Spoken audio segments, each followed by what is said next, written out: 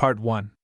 Waking up after moving into someone else's just abandoned body with chained arms, legs, head and neck, of course, was not one of my top 10 awakenings, but there's nothing you can do about it. I'm not some kind of demon who would forcibly take over someone else's body, throwing out the previous owner by force, especially since this owner is a young boy. The whole body was one living bleeding wound and was dying, and the brain could barely think, clearly stuffed with some kind of drug. There was a strong urge to vomit or die again. It was even unclear what to do first. I wanted to give up everything and move into a more suitable body, but I held on by force.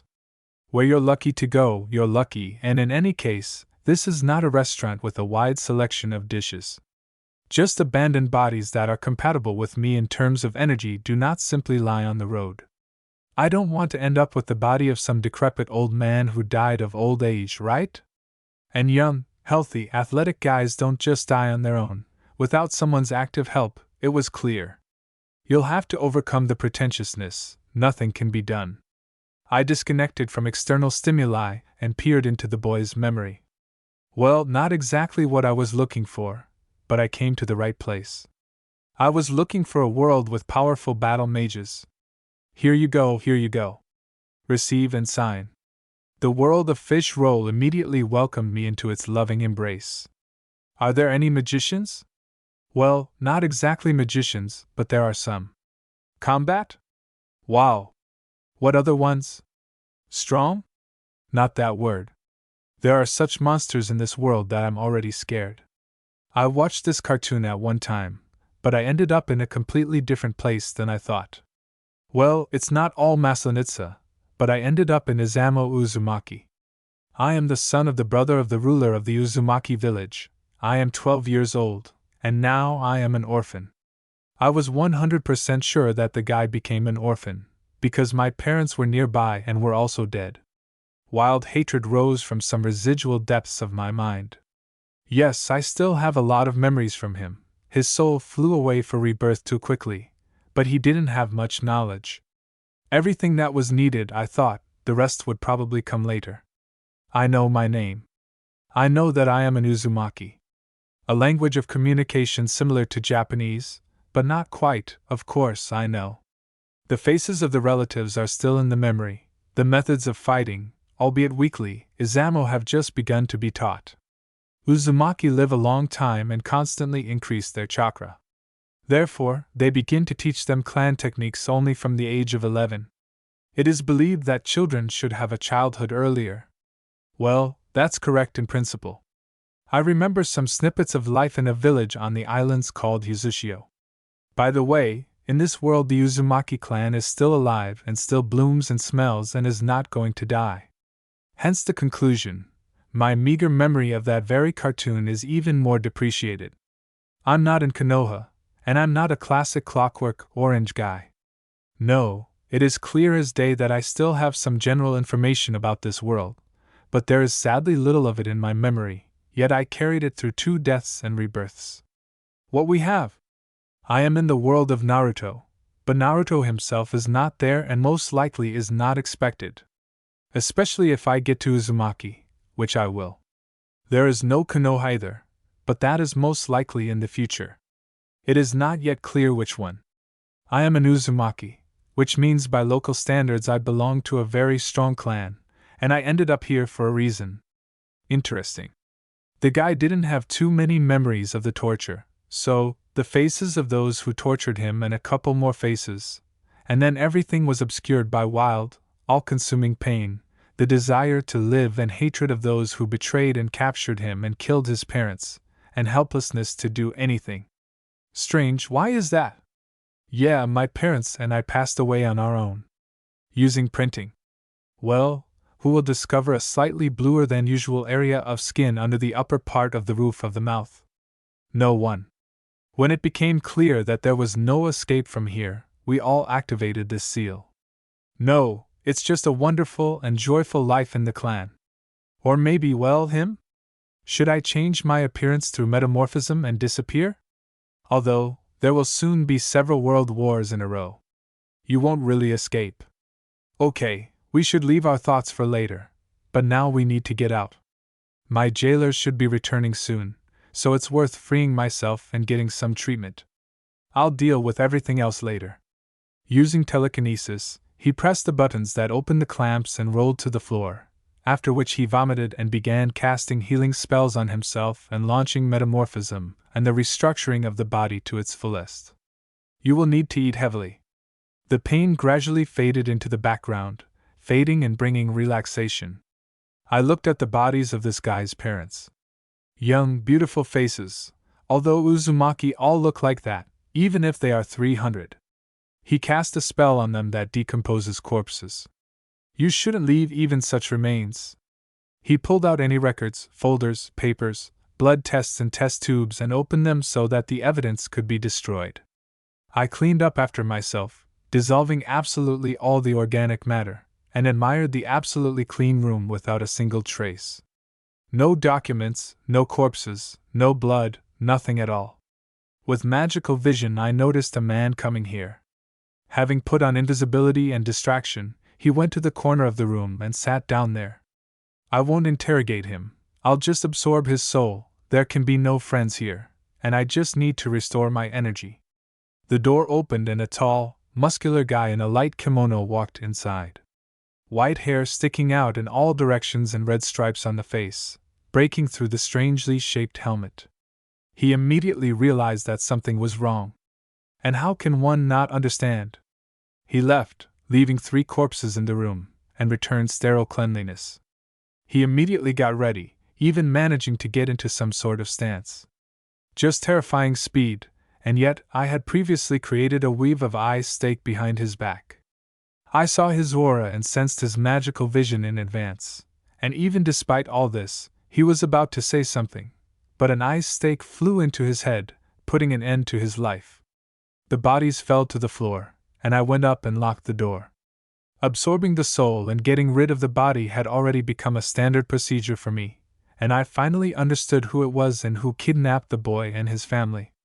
Tobirama Senju.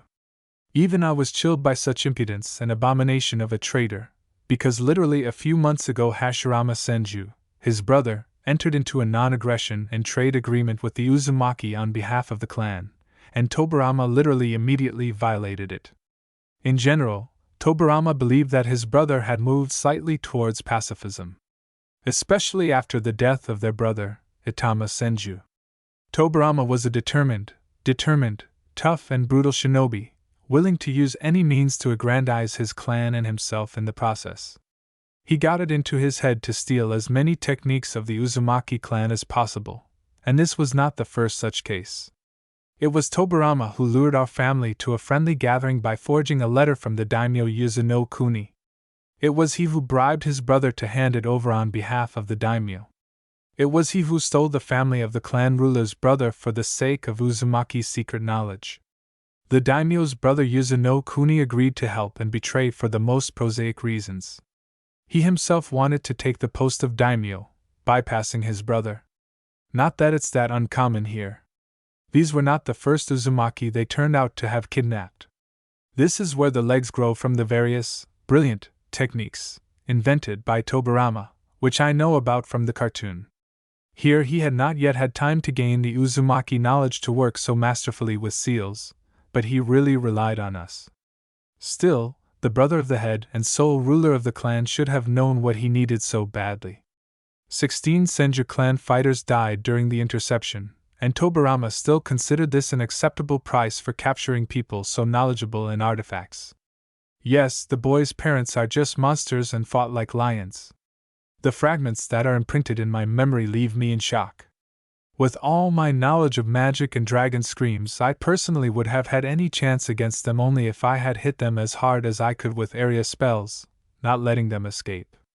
In a one-on-one fight, and if they were ready, I don't think I would have had time to do much other than run away. It wasn't a matter of the strength of the techniques, although that too, but the battle of high-level shinobi is a dance on the edge of a blade at wild speeds. So large that without chakra or my changing the body through metamorphism, I couldn't even see them. When the body is saturated with chakra, all reflexes are accelerated. I realized what time period I was in. the very beginning of the formation of hidden villages and the end of the so-called clan wars. I received Tobarama's memory, including all clan techniques and medical knowledge, fighting styles and the complete political alignment throughout the entire territory in and around the Land of Fire, and it could only be described as a wild seething cauldron, and in one word, Mesalovo. Everyone was killing everyone around, without pity for the children of opponents and without leniency towards women, the elderly or civilians. On the contrary, the shinobi tried to knock out as many children as possible before they had time to grow into shinobi, and as many women as possible so that they could not give birth to other shinobi. The old men could also train other shinobi, and therefore they were also gladly killed. Only people could be so cruel to each other, and most importantly, there were no reasons or prerequisites for this. There was no shortage of territory, food, resources, etc. There were few people living here, and there would be enough for everyone. Clan wars were an eternal, never-ending battle of all against all. One clan attacks another, killing their shinobi. After this, the second clan avenges its dead and kills enemy shinobi. Naturally, the first clan will not stand aside and goes to avenge its dead. In general, this has been going on for decades. There are clans that fight with certain clans, like the Senju and the Uchiha. There are clans of mercenaries who accept orders to kill anyone for whom they pay. There are samurai, sort of knights of honor who defend their countries, and these are the most of them. They are no worse or better than ordinary shinobi, they are just different. Yes, for the most part they use chakra only to enhance their physical abilities, and rarely use techniques. They range from apprentice to leader of a small group of shinobi, depending on the samurai's experience. They fight mainly with swords and almost sleep with them in their arms. There are practically no independent missions for samurai, always together and in groups of at least 5 people. The levels of samurai vary, but these samurai are much more numerous than shinobi, and if they set such a goal, they could completely destroy even medium-sized clans. Of course, not like Senju, Uzumaki or Uchiha, but they don't need it, on the contrary, they support the squabbling of clans with all their might. While they are cutting each other down, all they can do is stock up on popcorn and watch from the sidelines. And really, why would they bother? How could they benefit from this? Yes, none. But there would be a lot of problems. Still, I wouldn't want to overdramatize the situation, but the bulk of adult shinobi are absolutely immoral bastards without social stoppers or moral anchors. They have a very different psychology, which is incomprehensible to me. That is why the fragile balance between special clans of killers and the rulers of large countries is maintained. Yes, samurai can, at the cost of colossal losses, clear out some small clan if they are given such an order, but shinobi are not samurai. They will not come and challenge the village ruler to a fair fight. They will hit you in the back at night, during sleep, after poisoning the victim. It turns out that ruler will not even have time to give an order to the samurai, when he completely accidentally discovers that his head is no longer on his shoulders, but lies nearby. In general, everyone understands everything, but does nothing. The rulers of the countries do not notice the presence of shinobi clans on their territory, and give them some freedom, and the shinobi do not play tricks on their territory very much. Naturally, over hundreds of years of coexistence, both sides have gotten used to it, and use each other with might and main. Some shinobi clans live off the land, growing rice, livestock and exotic medicinal herbs, but mostly, of course, they buy food from peasants. Rulers and merchants also seem to live separately, but they pay shinobi for protecting caravans, protecting their persons from attacks by bandits, and sometimes for eliminating competitors and simply unwanted people. The Uchiha are especially known for this. These immoral bastards will kill anyone they point at for money. It is precisely in such a kind and wonderful world that I find myself, and most importantly, the imperatives of the boy whose body I have inhabited are already beginning to take effect, and I already want to kill all the Senju who killed my parents. When there was nothing left of the bodies of the boy's former parents and his killers, I decided not to run into trouble, surrounded myself with a hyperspatial sphere and flew up, running away from the hospitable village. I rushed at wild speed, and a minute later I was already several hundred kilometers away from what would quickly become Konoha. To go or not to go back to Uzushio? This is actually a serious question.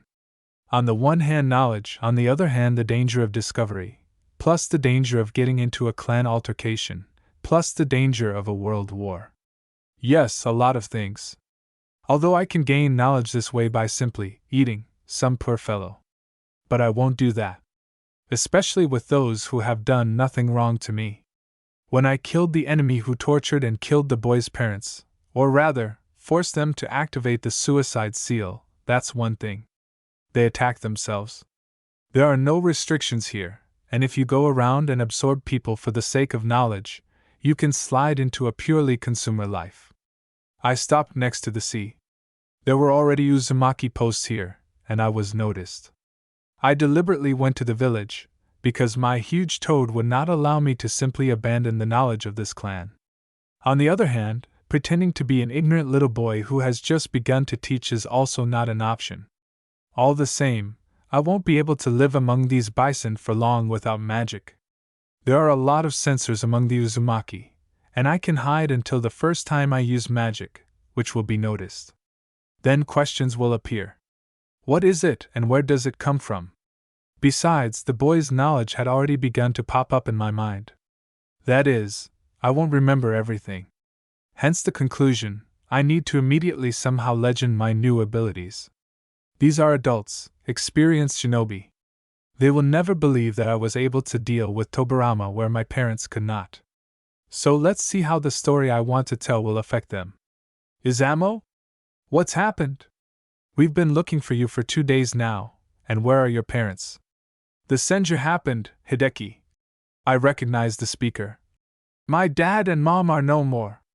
The funny face of Hideki Uzumaki, which emerged from the boy's memory, was distorted into a grimace of hatred, and I, too, again felt an irresistible rage. To the Senju who killed my parents. My parents. I'll kill the freaks. We need to clear our brains again. Although, maybe it's not worth it. I'd better fit in. What the hell, we have an agreement with them. They themselves were its initiators? Hideki stared at me in confusion. And Tobirama apparently doesn't care.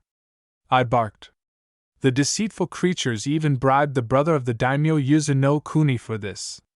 The Uzumaki simply amazed me with their hospitality, and in the best sense. Although the guy's memory gave me snippets of communication with relatives, numerous aunts, uncles, grandparents, they were all mostly positive. Well, except for training to the point of wear and tear until you get bloody blisters. Here the Uzumaki did not spare their offspring. It was mainly in the case of Uzumaki that the word clan lived up to its definition. It was one big and friendly family. They picked me up and carried me at crazy speed straight to the islands, which seemed to be located very close, but it was all an illusion. Whole series of seals located on buried flat stones, barely sticking out of the water, created illusions, and at the same time acted as barriers from shinobi, and physical mines from ships. If you run into something like this, you'll break through the bottom and that's it. By the way, there were sunken ships lying around the area. Over the hundreds of years of the clan's existence, many of these have accumulated. I saw these stones with a magical gaze, and when we ran through the illusory barrier that let me through, we rushed further to the islands, which were visible very far away. This was another line of defense. This is how someone takes the bait on the proximity of the islands, comes running and hits his forehead on the barrier. By the time he gets through, by the time he reaches where he needs to go, that's where his chakra will run out, he'll come running back empty, and then he can be taken while he's still warm. But the Uzumaki chakra, or rather its quantity, as well as their longevity, are the words for a separate song. The Uzumaki lived separately from everyone else with their own culture, their own laws on their own island. Too many people have recently wanted to lay their dirty paws on the knowledge of the ancient clan of artifactors. Well, it seems I've still got crazy, if you can even say so. Well, okay, I've already decided that while I'm here, there's no point in doing anything. It will not leave me, and devotion to this particular clan, unlike all the others, will only be a joy for me. When we reached fairly calm water and ran in a straight line, I finally managed to stop holding my stomach from emptying, and therefore I was somehow able to calm down and even almost fell asleep. Running on water in magical vision looked simply mesmerizing. Bluish energy scattered from the legs, jumping out in shocks, being forced out, squeezed out through the entire foot. Fire pulsated steadily in the shinobi's chest, compressing and pumping chakra through the entire body, and permeating the entire body evenly. Hideki brought me straight to my house, and then it began. Grandmothers, great-grandmothers, grandfathers, great-grandfathers, uncles, aunts, and whoever was there came running to me, groaning, hugging, kissing me from all sides. I didn't even notice how a nice woman, about 200 years old, looking about 30, came, undressed me, laid me on a futon and rubbed a special ointment into my skin, which made my whole body itch. I felt energized and relaxed. My wounds had already healed over after my spells and the restructuring of my body through metamorphism, but now there was no trace left of them. Still, the medical, green chakra is mostly vital energy. They took me to the bathroom, washed me, changed my clothes, and when I entered, the table was almost bursting with various food that my relatives had brought in scrolls. I forced the last piece of rice into my mouth, after which my consciousness flew into the darkness from fatigue. The morning brought a well-fed, relaxed calm. Finally! There is no need to run anywhere, there is no need to go anywhere. I'm finally at home. At home? Yes, at home. During this time, nothing much has changed, in body and soul. Perhaps the balance of forces in the chakra source.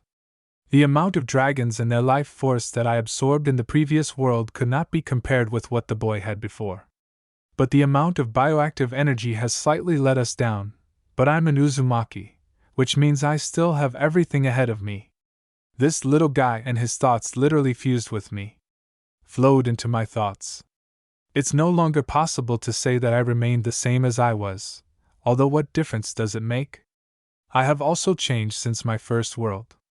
There, murder was something terrible for me, but in the second world, after merging with a man from the Middle Ages, nothing special. Well, here, where a person's life can cost no more than a kunai that you thrust into his eye, even more so. And if you also count those few people and dragons in the previous world, this did not go completely without consequences. The changes were minimal from those absorbed, but I myself possessed this guy. Somehow I got too involved in the local color. Although, hired killers still have the same flavor. I do not know. I thought about this problem for a short time. I have reached a compromise, and all commitment to the clan will only be beneficial. The Uzumaki became family to me in every form, and blood ties were not an empty phrase for them. Not empty at all. This nation has always lived on islands. She was always known to everyone for her longevity, and never allowed genetic material or knowledge to leak to the outside. Uzumaki living outside Uzushio was the same nonsense as a penguin living in these latitudes. If there were those who lived outside of Uzushio, they were outcasts, not Uzumaki. Such a stigma was given for a very serious offense, but not sufficient to cause death. In such cases, the head of the clan hung a special seal on such outcasts, blocking his chakra and his genome, transferring it to recessive, and his memory was closed with a special seal so that he could not transfer the Uzumaki technique to anyone. It should be noted that there have only been 5 such branded Uzumaki in history. 3 of them were thrown out for rape, but I knew nothing about 2. In general, it was strict here with this, and the attitude towards women here was very reverent, regardless of whether she chose the path of a shinobi or not. Without her personal consent and without the consent of her parents, and if there were none, the permission of the guardian or the head of the clan, no attempts could be made in her direction. Although this rarely happened among shinobi. The kunoichi herself could break in so that no emasculation would be needed. In my mind now, this was in stark contrast to the knowledge I had learned from the senju. For them, literally trading their women for a lot of money was in the order of things.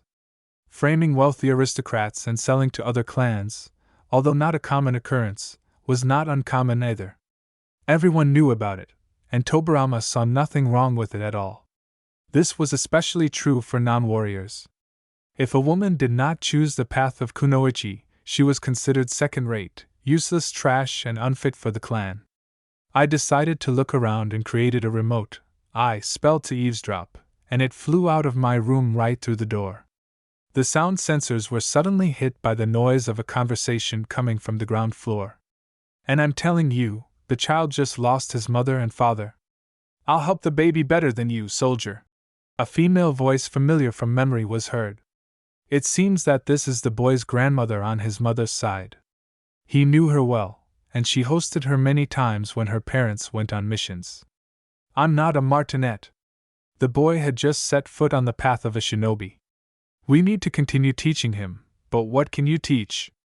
Are you going to replace his father? Baby Izamo is my grandson.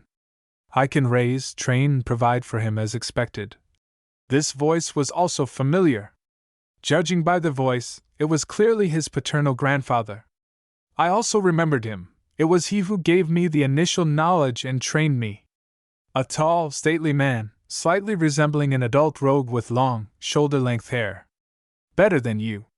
You still lose to me in taijutsu. But I'm a master in fuin. The poor kid just became an orphan.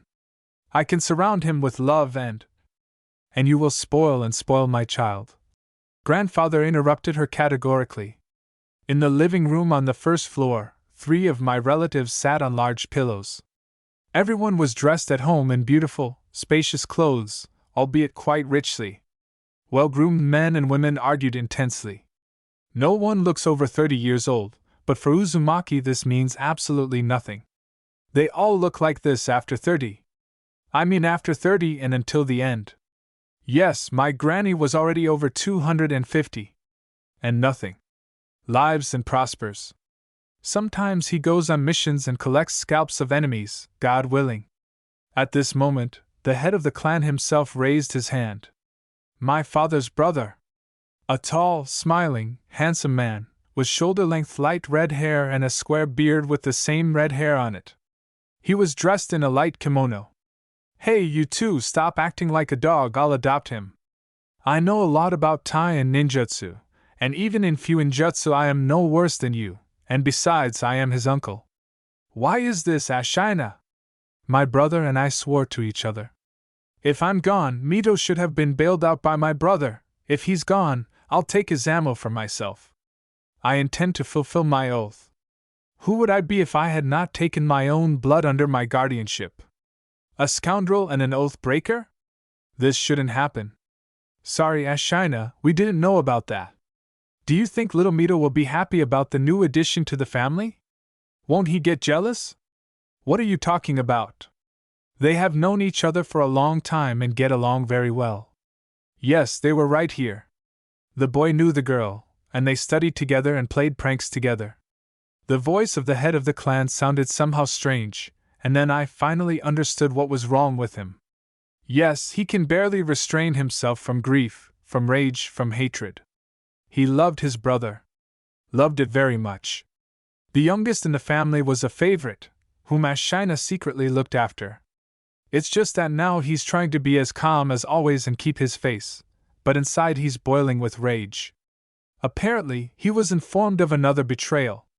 There were so many of these in his long life, but this time it was especially painful, since he was betrayed by the one who swore eternal friendship. Looking closer, I realized that everyone in this room had similar feelings. As soon as I went down, I was immediately noticed. Of course. I guess they sensed me when I woke up. The adults lounging on the pillows jumped up and surrounded me from all sides. Grandma grabbed me into her arms, squeezing me so hard that I squeaked hoarsely, and we must take into account that since yesterday morning my body had managed to slightly restructure itself. From all sides they offered to strengthen me and tried in every possible way to support me. I was immediately fed home-cooked food and showered with gifts, and not just any gifts. For example, my grandmother gave me a bracelet that could seal a whole container of things without changing my weight, and my grandfather gave me a set of kunai made of good expensive steel. My uncle came up, looked me in the eye and gave me a short sword of fairly high quality. Izamo, how are you, baby? My grandmother asked me. And what? I am so sorry. Losing your parents at that age. This is a strong blow. Izamo, know that despite the fact that you were left an orphan, you were not left alone, said my grandfather. Look into the hallway. Ashina nudged me. Approaching and looking into the corridor, I noticed a pile of boxes, packages, and bags with gifts. Since the morning, all the Uzumaki have been walking and walking. Each of them is ready to help you in any way they can, baby. We are all one family. To be honest, I did not expect such strong and comprehensive support. They were all really willing to help.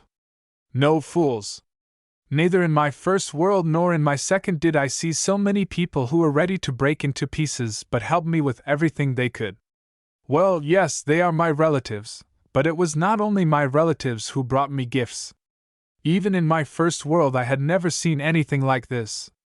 I decided not to delay and explained to them right now that the boy Izamo is no longer a boy, but something much more. If anything happens, I'll have time to escape, especially from here. Either through hyperspace or under invisibility. But in the most extreme case through death. For now, they attribute everything to stress, but these 300-year-old bison will notice such a quickly changed behavior of a child to the behavior of an adult. They will notice and become interested.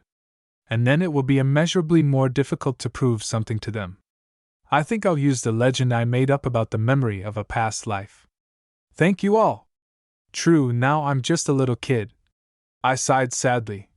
When we were tortured, my parents said that there was no chance and we had to use the suicide stamp. People froze in shock. And they? Asked the grandmother with a sinking heart. Yes, Grandma Emika. I nodded affirmatively. And so do I. I opened my mouth and let Grandma look at the place where the suicide seal was now missing. This could only happen if this seal was activated. This was done on purpose so that even this seal could not be copied. If a person has it, he will not show his mouth to enemy shinobi, and if not, then the secret will not float to the side. The shocked woman, not finding the seal, looked at me as if I were a shinigami. For her, I was a person who had experienced death. The only one she knew about. In a past life, I was a magician. These are people who are able to manipulate energy, which is slightly different from chakra and is produced differently. Poor thing. She was upset. To go through this. But I said that there is no point in messing with these senju. The grandfather remarked. Father, said Ashina, there haven't been any problems with them until now. There were. I interrupted. All eyes instantly turned to me as if on command. Stunned people looked at me in shock and disbelief. Only I absorbed Tobarama's memory and now have complete operational information on all the innermost operations of the Senju clan. We were, I repeated. We just didn't know about it. Remember the team that disappeared on the border of the source country? You mean? Ashina said in shock. Exactly. We believe that dishonest customers killed them, as happens sometimes, but they had nothing to do with it. The Senju shinobi captured them, but before that they killed 11 Senju, and then used the suicide seal. Yes, I remember, a young team of students guarded the caravan, said my uncle. They are the best. It's not so rare for shinobi to disappear here. Still, the profession is very dangerous and involves high risks. Some die during missions, but some died during the attempt to capture the Senju. At least other clans are not trying to lie to us and attack ours wherever they can, but everyone wants either our women to get our genes, or the techniques of the great Uzumaki clan. How do you know all this? Grandma was surprised. I have a unique ability to partially absorb the shells of the soul after a person's death. I killed Tobarama Senju and absorbed his shells. Now I know everything that happens in their clan. All their techniques and all their secrets. Can you share it with someone? The head of the clan immediately made a fuss. This is understandable. I concentrated. Now the main discussion of what I wanted to do began. I want to live in a peaceful village. And the country in which I live should also be peaceful. One where it is easy to raise children so that wars do not concern me. I can do a lot for this. If you take some of the steps that I was thinking about, you can get an island of calm here in the middle of a wild meat grinder, and if you also help others through manipulation. But the Uzumaki guys are quite conservative, especially with their lifespan. In addition, like all shinobi, they are very suspicious and do not trust anyone. In this case, it's better to tell them everything right away, so that there are no problems. At the same time, I'll save time if everything goes wrong. Of course I can. In general, I propose to pass on knowledge to all our shinobi. Everyone? Grandfather was surprised. But how? We have a seal that will not allow us to transfer our knowledge to anyone else? If we modify and change. Ashina Uzumaki thought. I think it's possible. What I found out is very serious. Seriously for all of us. Tell me, Izamo, will you allow me to put a seal on you? Said Ashina. She'll let us know if you're lying. Understand, this is not due to mistrust, but what you are saying raises some doubts. I understand. Bet I don't mind. I shrugged. Ashina didn't even make seals. With my magical vision, I noticed how the chakra in his body bubbled up and instantly formed into a fairly large, branched structure and flowed towards me. He didn't even have to touch me. This is an experience. I want that too. I felt a certain lightness appear in my brain. Apparently, some kind of enhanced seal that shows whether I am telling the truth or not. But I was thinking mostly not with my brains. This is not enough for magicians. They simply wouldn't be able to keep such huge spell structures in their heads. What is your name? Without my participation, my body moved on its own, my lips opened, and my mouth said, Izamo Uzumaki. Do you want to harm the Uzumaki clan? No, my mouth said, still without my participation. Well, that's understandable. It's easy to understand that I don't want to harm anyone. Why would I? The Uzumaki did only good things for me. What happened to your parents? They were tortured by Tobarama Senju, wanting to extract the techniques of the Uzumaki clan. They turned on the suicide seal and died. How did you escape? Using telekinesis, he opened the clamps on the torture table and rolled down. He treated himself and removed the bodies of his parents and all traces, documents, and blood. When Tobarama entered the room, he pierced his head with an ice stake. Why do you want to tell us what you learned from the Senju? The rapprochement and unification of clans in various territories began. The process is growing, and Hashirama Senju started it all. He concluded the so-called eternal peace between the Senju and the Uchiha. Soon other clans will join them, and other villages will form in other countries. This is deadly for the Uzumaki clan in the long term. The clan will not be able to withstand such a large number of shinobi at once. They are afraid of us. Even great clans like the Senju and Uchiha are afraid. But how can that be? We're related, aren't we? The Senju and Uzumaki came from the same person, Azura Otsutsuki. Envy. Intense envy was in Tobarama's memory. Okay, I believe you, especially since you couldn't lie under that seal. Yeah, right now. If only you knew, but I didn't lie anyway. He quickly dispelled the seal without even moving his hand, and with my magical vision I followed how to remove such a seal. Sorry, Izamo, but as the head of the clan, I needed to make sure. Yes, it's okay, I understand everything, and at the same time you will be sure that I'm not lying. It's strange, Izamo, what you said about Senju and Uchiha, but they've been fighting like cats and dogs for so many centuries. How were they able to agree? That's it.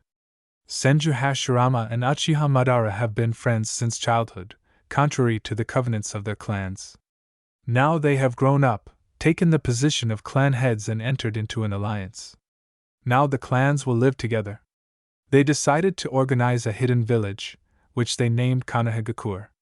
Hidden in the leaves? Ashina was surprised. Yes, but that's not all. With such a strong advantage in shinobi, they decided to crush all the hidden shinobi clans in the territory of the Land of Fire. They don't really have a choice. They will either join or be destroyed. Some have already been destroyed. The same processes are happening in other places. Many rulers realize that they could not survive alone. Soon there will be 5 large villages around us. This is also beneficial for the rulers of countries. Instead of a bunch of disparate clans, There is one large, centralized source of military power, which is easier to control if you agree on money. Even if these two great clans unite, they will have a serious advantage in fighters, and if other clans join them, it will be difficult to resist them. They will also be joined by the Hyuga clan. Negotiations are already underway. This is very, very serious. It's not so bad, but quite worrying. It's worth starting with the fact that clans are not one person. Each clan is full of those who lost their relatives at the hands of a neighbor. An entire generation of shinobi must pass before these blood feuds are forgotten. It's hard to overcome hundreds of years of hostility and thousands of killed relatives. Anything else? My grandfather asked me. Many things. In all countries, the process is not going smoothly at all, and even after unification, the divisions will not disappear without a trace. Everything will have to be reorganized.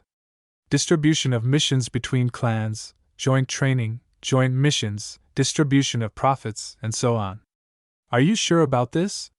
There is experience from other worlds. This won't end easily. I think that in some countries quiet and sometimes loud massacres between clans will continue. The history of the world in which I used to live is simply replete with such examples. Sure? Certainly. If they are still cutting each other, then if they sit like spiders in the same jar, they will cut each other even more actively. I don't think that uniting different clans in one place will so easily dramatically improve the situation. If so, then what will happen to the small clans? Grandfather asked. Most likely they will be destroyed sooner or later. Nobody needs competitors. They will also try to destroy our clan if we do nothing. First, they will try to lure part of our clan to their side. Hashirama already has a plan to marry the ruler's daughter.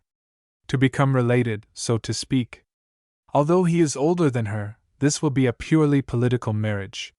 You know, Uzumaki has retained a deep-seated hatred of traitors and oath-breakers since ancient times. After what the Senju did, I won't let those lying creatures even touch my Mito. I don't know what I will do exactly, but it will be something very serious. I will definitely respond to the death of my brother. I have time, because I am an Uzumaki. But really, if ordinary people have to hurry, because their life is not so long, then this is not the case with Uzumaki. The way Ashina said this made it clear to me that the Senju would be in trouble, and they would greatly regret their rash decision. I wanted to talk to you about guardianship, Izamo. Ashina looked into my eyes. It's customary in our clan to take custody of minors, especially as I promised my brother. How would you like me to adopt you? After all, someone must take care of your support, upbringing and training, at least until you turn 16. Why should I have guardianship? I chuckled. You remember that there is now an adult in this body. To be frank, in the totality of my lives I am even older than you. Education is just a wonderful idea, and I will happily continue to study, but education and support, here you are several hundred years late. I smiled. I think Izamo should take a break from us. The grandmother intervened. Let's let him get used to it. Digest everything. And then we'll talk about training and something else. I don't see any problems in this. Ashina nodded, especially since we will all need time to digest what we have learned and develop some recommendations. By the way, this applies to everyone. Think about everything we can do and how we can get out of this situation. Izamo. He looked at me. Since you have experience, maybe you can offer something? Oh, may I suggest? I have plenty of this. Advising is easy, stress-free and free. The responsibility is not mine, hee. Just kidding, of course. I will try to give practical advice.